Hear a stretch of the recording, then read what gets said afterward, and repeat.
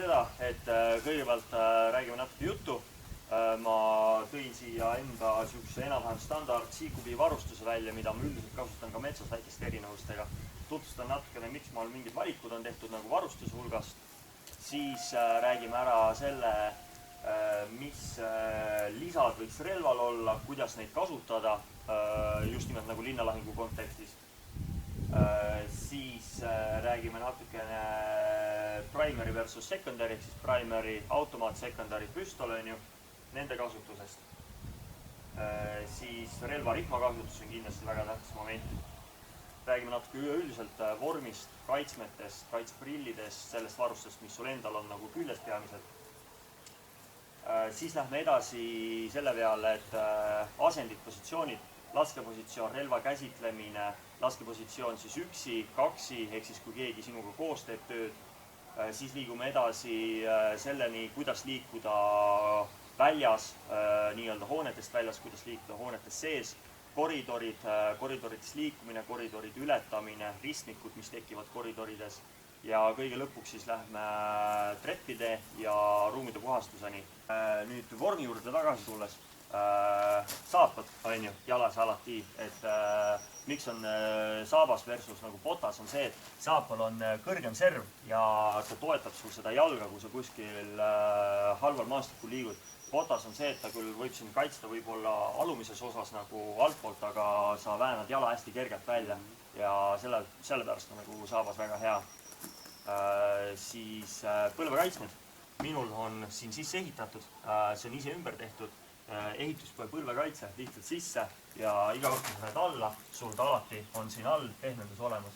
Ilma põlvekaitsmeta linnalahingut ei tasu üldse nagu mõeldagi. Kas nendega mõne sihukest varianti ei ole, et tal on nagu kuskil kõrval? Kui sul on enam-vähem õiges suuruses vorm, et ta istub sul õiges kohas. Nii kui ma alla lähen, ükskõik kuidas ma seda teen, ta on alati mul siin all olemas, sest näed, nii kui ma lähen niimoodi, vaatad, ta läheb pingule ja ta on piisavalt lai, et isegi füüsiliselt ei saa seda siit eest ära tõmmata. Ühtepidi või teistpidi. Ta on alati mul siin ikkagi olemas. Nüüd kantavate põlvekaitsmetega võib seda juhtuda, et see, et sa jooksed, ta kukub sul siia kuhugi alla ära ja siis on see, et sul vaja korraks minna maha ja ta on sul siit alt läinud. Et küünarnukk võiks olla kaitstud loomulikult, aga see ei tohiks olla jällegi selline, mis sul takistab pikalt olema selles positsioonis, kus on relv kuhugi õlga tõmmatud ja sul on käsi kinni, on ju. Okay. Jätkame natukene veel varustusega selles mõttes, et kuna me sellel lainel oleme, siis siin on põhimõtteliselt see varustus, mida ma 90% üritustest kannan. Erinevus on siis, kui tuleb pikem metsamäng, siis läheb lisaks sellele seljakott selga. Ehk siis sihukene kott asendub nii-öelda suure seljakotiga vastavalt sellele, kas on 1-2 kuni nädal on ja vahet pole. Miks ma nüüd ütleme, alustame sellest, see varustus, mis ma sinna on kokku pannud, on pidevas muutumises olnud ja kindlasti ka tulevikus muutub. Aga mõned nagu key elemendid, mis mul on nagu säilinud väga pikalt, on näiteks see chestri. Siis asi, millest eraldasuks rääkida on ju tühjade salvede tasku, nii-öelda dump pouch. Metsas ma seda tavaliselt kaasas ei kanna, kui on nagu totaalne linnalahing, siis küll. Et kinnitud ta siis vöö külge ja tal on siin sees selline väikene plastikserv, et ta hoiab ennast veidike lahtisena, et kui sa ta korraks kokku võetud, siis ta tuleb nagu niimoodi nii-öelda uuesti suudmeks lahti. Ja eesmärk on siis see, et kui mina olen paremakäeline, siis ta võiks asetseda mul vasaku külje peal selline veidikene selja taha asendis. Ja mis juhtub on see, et lased, siis kui sul salv tühjaks on nüüd 2 varianti. Üks variant on see, et sa võtad salve alt ära, paned salve taskusse, võtad kõrvalt uue salve, paned alla ja lased edasi. Nüüd kiirem variant on see, et sa võtad salve ära, viskad salve taskusse või tühjade salvede taskusse dump pouch'i, võtad uue salve ja paned alla. Nüüd, miks ta kiirem on see, et kui sul on sihukene salvetasku nagu minul, käid ta veel kiiresti ja kui sul on selline tasku, mis on pealt klapiga, siis sa pead kõigepealt klappi lahti tegema, panema salve siia sisse toppima ja siis uuesti õige salve välja otsima, mis on võib-olla sul juba tühi salv on ju, sest sa ei mäleta, et sul oli seal täissalv või tühi salv ja siis sa paned selle tühja salve alla ja on jälle probleem, et see on oluliselt kiirem. Kui seda harjutada, siis salvevahetus peaks olema alla 2 sekundi igal juhul ja 2 sekundit on niisugune aeg, mida võiks nagu rõhuda. Nüüd salvetaskud, mulle meeldivad kiirsalvetaskud plastikust, sellepärast et ma saan salve välja võtta, salve tagasi panna väga kiiresti. Kas need on salve spetsiifilised? Need on M4 spetsiifilised, jah. Ehk siis see on 556 M4 salve jaoks. Siia ei sobi näiteks Galili salv, sellepärast et Galilil on sellised tugevad väljaulatuvad servad, et ma näiteks tagurpidi M4 salvisse sisse ei saa panna, et hästi maha on ju. Et selles mõttes jah, see on 556 M4 platvormi spetsiifiline. Kerkiiver eesmärk on see, et linnalahingus kaitsta pead igasugu akendest sisenemise puhul lagede ja uste nende piitade eest ja nii edasi. Samamoodi tihtipeale on siin mingi tohtlikud kohad, kus ülevalt ripub mingi tükikesi alla, võib kukkuda lõhkepaketi peale, ülevalt telskivi alla ja nii edasi, et kiiver linnalahingus võiks olla. Ta nüüd miinuseks on see, et ta natukene tõstab sinu seda profiili, et sa oled selle võrra kõrgem ja veidike peaosa laiem, et kui pea on see, mida sa võid iga kord nurga tagant välja panema selleks, et relvaga sihtida, siis see on see, mis nagu hakkab sind ära andma, et sul on kiiver selle võrra suurem ja sul on peakolu rohkem näha. Et relva lisavarustuses siis summuti ees sellepärast, et suruõhusüsteemi saab väga edukalt summutada, et see heli on suht olematu võrreldes sellega, kui ma näiteks ta ära kruvin. Et see on kohe väga hea näide. Lisaks mul on veidike pikem sisetoru pandud ja ta katab sisetoru ära, aga võib ka nagu lühema toruga leiutada.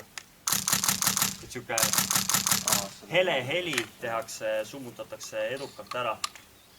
Käepide alla võiks olla.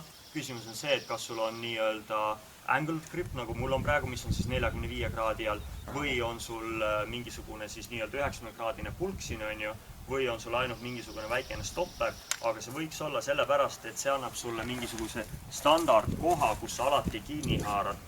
Aga kui sa kasutad grippi teistpidi, siis sul jääb see pöial vasakule poole, et need on need erinevused, kas sa kasutad ühtepidi või teistpidi. Siin puhul on ju üleüldse tehtud see kauge remote control talle on ju siia pöidla alla, et kui sa vajutad pöidla alla, läheb remote peale, kui ei, siis ei on ju. Ja lamp on toodud siis üleüldse nii-öelda eemale. Nüüd mul on ta toodud siia pöidla alla ja veidikene nii-öelda offset mountiga üles ja vasakule. Miks see on hea, on see, et kui ta on sul risti külje peal, siis ta on nii madalal, et sa pead väga imelikult seda pöialt kuidagi hoidma selleks, et saaks normaalselt seda vajutada. Kui ta on veidikene kõrgemal, siis sul on võimalik seda pöialt rohkem loomulikus naturaalses asendis hoida. Kui me juba relvade ja lisavarustusest räägime, siis räägime natuke püstolist. Püstol, lamp. Ma tükk aega olen leiutanud seda, et kus peaks olema lamp. Primary, secondary, mõlemad, mitte kumbki on ju, või üldse eraldi näiteks. Vaadata, ma jõuan siiani, see on see, et ma saan teha siukest asja. Ma suunan lambi siit, ise vaatan teisest kohast. Ehk siis, kui sul on kottime ruum, ma panen lambi põlema ja ma teen niimoodi, sellisel juhul see lambi peale võib-olla hakatakse laskma, aga ta on mul siit alt väljas nurgas, kas või niimoodi on ju. Ja ülevalt mind ei ole näha, sellepärast, et kui on kottime ruum, ta sa näitab lampi sinna, ega sa ei näe sealt väljapoole. Okay. Muidu ise nii palju ennast välja seinad. Jah, siis on see, et ma olen siukest asjadega näed. On ju? Jah, ma saan niimoodi teha. Aga nüüd on see, et kui ma eeldan vastast, et on 90 kraadi, siis ma teen siukse asja on ju ära, vaatan ei ole ja siis hakkan avama seda nurka. Aga kui ühel hetkel sealt tekib, siis mina kontrollin, võtan nurka ja nüüd sealt tekib vastane. Ma olen keset seda, mul ei ole mitte midagi teha, sest mina suunan enda tähelepanu kogu aeg pimedale nurgale nii kaua, kuni ma olen selle nurga ära kontrollinud. Püstoliga. Ja nüüd ma saan siit sisuliselt siukse asja teha. Automaadiga ma peaks tegema konkreetselt niimoodi selleks, seda näha. Püstolid saan niimoodi teha. Ja ennast oluliselt vähem näidata, et ma tahan seda nurga tagus kontrollida. Ma olen paremakäeline. Sinna on väga mõnus mul vaadata. Ma hoian ennast väga madalalt, väga väikese profiilina. Ja ma saan kontrollida seda külge. Aga kuidas sa nüüd siia tuled? Variant A on see, et sa hoiad ennast paremas õlas ja sa hakkad lihtsalt tegema niimoodi, on ju. kuni sa siis kontrollid selle külje ära. Variant B on see, et sa vahetad õlga, ehk siis võtad sama platvormi vasakust õlga ja siis kopeerid seda, mida sa muidu teeksid teisest õlast.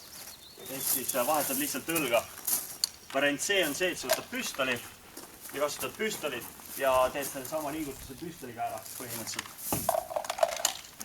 Ja sellisel juhul sa lased püsti. Siin on hästi hea seda teha. Näed, seesama takistus on ju. Ma ei pea laskma niimoodi siit, vaid ma võin teha sükest asja. Eks ma kasutan seda takistust toetuspunktina ja ise lähen 2 põlvegase taha, sest ma saan seda kõrgust muuta. Ja kui ma ütleme, lasen sinna kaugemale, ma saan võtta, kas ma võtan teise korruse enda objektiks või ma võtan esimese korruse või ma võtan kuradi keldrikorruse, et ma saan enda kehaga muuta seda. Lihtne loogiline on see, et on ju esimene mees paneb oma toru välja ja kogu muusika on ju. Kui aga see koridor on veidikene laiem, siis tekib see efekt, et see mees, kes siit vaatab, ta näeb seda parempoolset serva hästi, aga see, mis siit vasakule jääb, ta nii hästi ei näe. Samas on see, et see mees siin näeks seda vasakut serva oluliselt paremini, aga seda paremat seina ta väga hästi näe. Ehk siis selleks kasutatakse seda versiooni, et 2 meest panevad peale tule ja 2 meest siis liiguvad üle ja saavad edasi liikuda. Mis tähendab seda, et minuga koos liiguvad 3 meest üle ja mina hakkan liikuma. Te liigute 3 üle. Nii. Mina jään vaatama ohtlikusse suunda, on ju? Nii. Ja teie pöörate kohe ennast ümber. Nii. Ja nüüd on see, mina jälgin seda ohtlikku suunda, teie 2 tegelete uksega ja sina, teie 2 olete valmis sisenema ja sina tegeled uksega. Kui sa alustad trepi alt, siis kõigepealt esimese asjana vaatad selle trepi aluse üle. Et seda sa saad siia puhumaani võrdlemisi on joogutult teha, siit juba läheb veidi kahtselt, aga siit sa näed juba ära, kas sa keegi pesitse või pesitse on ju. Seejärel on tähtis see, et sa saaksid võimalikult palju seda kõige teravamat serva kaetud.